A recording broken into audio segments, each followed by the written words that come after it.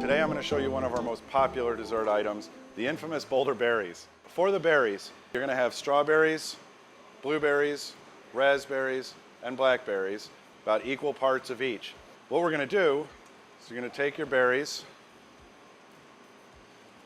mix them all together.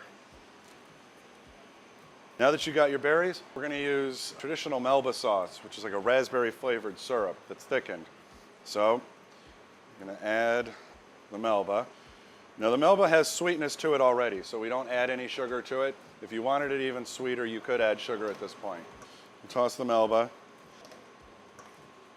Now, what we're going to do to kick it up a little bit is to add some Chambord, which is a raspberry liqueur. If you're making it for the kids or whatnot, or you don't want the alcohol in it, you can certainly stop at this point and go ahead and add it onto the ice cream. But the way we do it here at the club, I'm going to add, I don't know, a generous half cup of Chambord to the mix.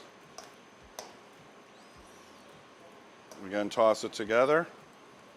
And here you have it.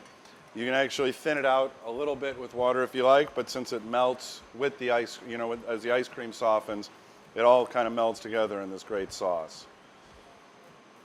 We're going to add this over the top. And what we do here, and what I would recommend, is to finish it off with a little bit of whipped cream right on top. Delicious summer dessert, great way to use up berries that are in your fridge.